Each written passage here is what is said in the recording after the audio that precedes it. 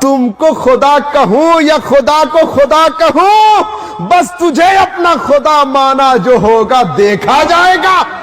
تم کو خدا کہوں یا خدا، تجھے اپنا خدا مانا، تجھے اپنا خدا مانا۔ حاجی وارث علی شاہ رحمہ اللہ کے مزار کے سامنے دیوا شریف میں قوالی کے اندر یہ شعر پڑھا گیا، مذہب میرا کافرانہ، مسلک میرا جدا ہے، وارث کا میں بندہ ہوں، وارث میرا خدا ہے۔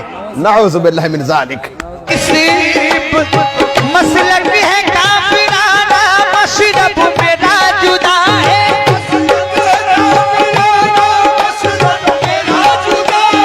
وارث کا ہوں میں بندہ، وارث میرا خدا ہے۔ یو پی کے اندر ایک پیر ہے، میں نام نہیں لینا چاہتا، وہ ظالم کھڑا تھا، اس کے قدموں میں ایک شخص سجدے میں گرا اور کہا کہ رہنے دو، اب راز کھل گیا، بندہ بھی تو خدا بھی تو۔ استغفر اللہ العظیم۔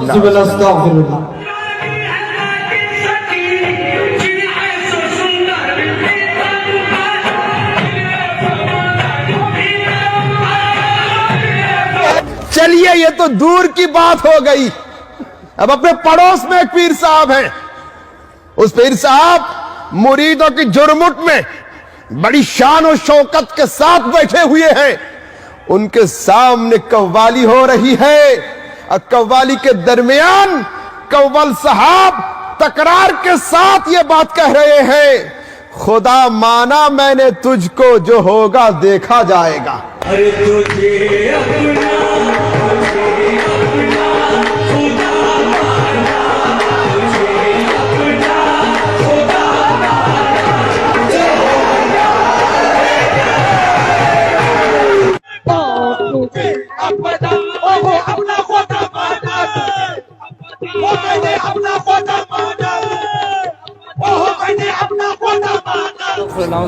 دوسرے شعر میں کہا تم کو خدا کہوں یا خدا کو خدا کہوں، بس تجھے اپنا خدا مانا جو ہوگا دیکھا جائے گا۔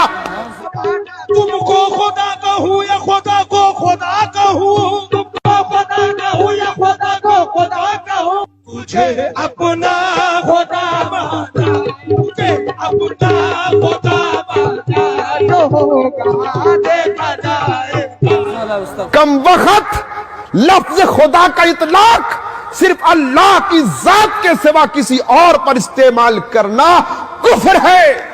اٹھاؤ فتوی تاج الشریعہ کو، اٹھاؤ فتوی مفتی اعظم کو، اٹھاؤ فتوی امجدیہ کو، اٹھاؤ فتوی رضویہ کو، اٹھاؤ فتوی عالمگیری کو، اٹھاؤ نبراس کو، دنیا کو چھنی مارو، پھر دیکھو کہ احمد رضا صمدانی جو بات کہہ رہا ہے یہی حقیقت میں مسئلہ کے اعلیٰ حضرت ہے۔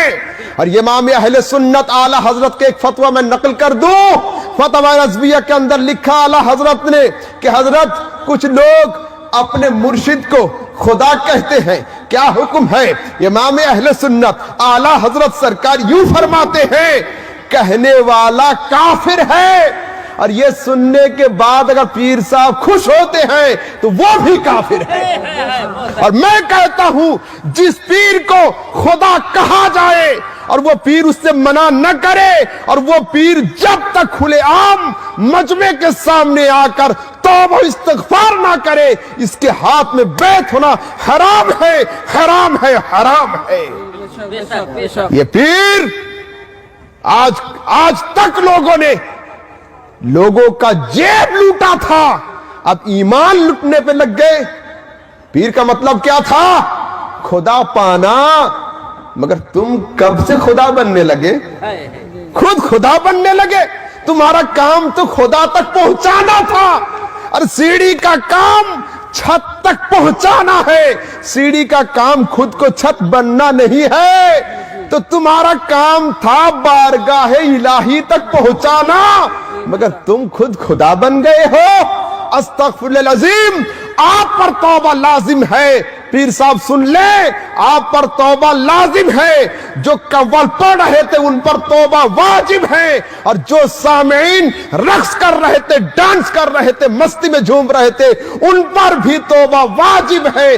تجدید ایمان ضروری ہے، تجدید نکاح بھی ضروری ہے۔